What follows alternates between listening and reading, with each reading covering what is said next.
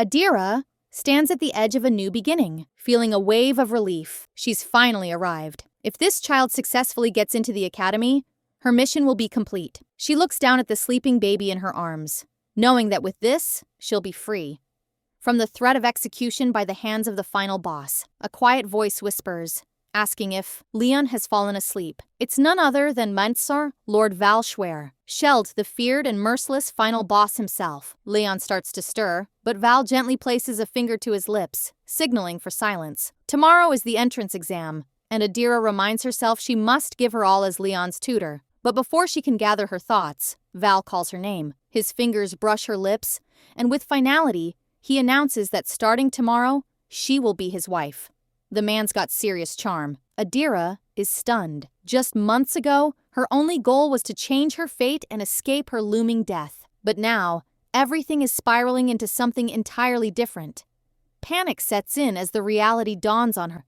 Her savings, her hard-earned fortune, it's gone. Bursting into the dining hall, she demands to know where her belongings have been hidden. A woman at the table calmly wipes her mouth and reminds Adira that the family is eating, telling her to mind her behavior. A boy sitting nearby scoffs, holding up a small box and mocking her desperation. If this is what she's looking for, he sneers, then she's become quite bold lately. He refuses to return it, accusing her of secretly hoarding money and acting completely different from before. His insults grow crueler as he implies she must have stolen the money. After all, with her mother's low status, she's no better than a thief. Adira bites her lip in frustration. This money wasn't stolen. She had saved it herself, with countless hours of sewing and determination. It was her escape plan from this miserable household. Her fury rises and she demands the money back. But before she can get it, another young woman raises a glass of wine and dumps it on her. Mocking her, the woman questions why Adira would ever expect to have anything of her own. In anger, she grabs Adira by the hair, calling it all a big misunderstanding. But the woman simply orders her to leave. It's clear they don't just want her things. They want to erase her entirely. They've forced her to take on the burdens of managing the estate, using her at every opportunity, but she refuses to be their pawn any longer. She will reclaim her fate. The next morning, everything is quiet. The house is still asleep, and the servants, used to her early chores, suspect nothing. Silently, she slips away. Not a single soul notices her departure. As she steps out into the world alone, a bitter-sweet feeling settles in her chest. She can't help but feel pity for the girl she once was, the Adira who suffered in silence. But that part of her life is behind her now. She's ready to cut all ties with that cruel family. She remembers clearly. It was exactly 1 year ago that her half-siblings had pushed her down the stairs. The memory is burned into her mind.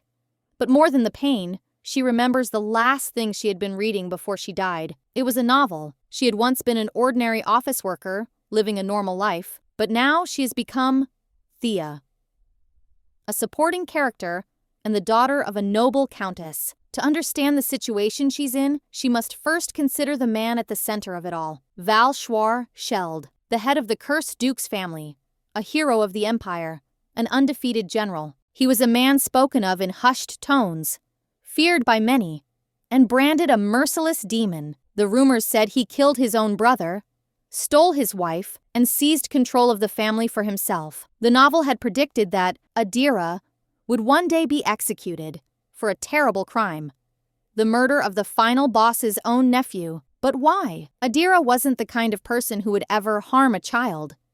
The Adira she remembered from the book had been quiet and meek, never once standing up to her siblings. So how could she have been accused of something so awful? Too many things didn't add up. But one thing was clear. If she stayed passive, her death would be certain. Becoming the tutor for the Duke's family was dangerous, but it was also a rare opportunity. She could earn enough money to start over. When she arrived at the mansion of the infamous Duke, the butler, Theo, greeted her with a cold, emotionless stare, asking her reason for visiting. Always composed, Adira apologized for coming uninvited and shared her belief that the household might be seeking a tutor. Theo was surprised. How could she possibly know that? Pretending innocence, Adira claimed she had heard a rumor. Of course, that was a lie. She handed him her credentials confidently, stating that if they believed she could be of use, she'd be willing to take the position. Though the Duke's estate was wealthy, it was feared and isolated. People often referred to it as the cursed Duke's domain. The reasons past tutors had fled were obvious,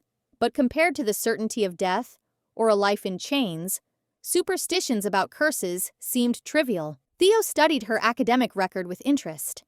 Adira was remarkably gifted in magic, her abilities rivaling even those born of noble blood. If anything were to go wrong, she might even be able to dispel the so-called curse herself. Boldly, she asked to meet Leon, insisting that if he approved of her, then they could talk about hiring her. Theo hesitated, but eventually agreed to fetch the boy. Left alone in the massive, eerie hall, Adira steadied herself. She was no longer the girl who had been pushed down the stairs. She was strong, intelligent, and if she was going to do this, she would give it everything she had. Most importantly, she needed Leon's trust. Without it, she'd never be accepted. There was just one problem. Leon had only been vaguely described in the novel. His personality and even his appearance were unclear. As the sound of approaching footsteps echoed through the hall, Adira held her breath. Then, she saw him. Leon entered the room, his small figure partly hidden by a large bear-shaped hat that covered most of his face.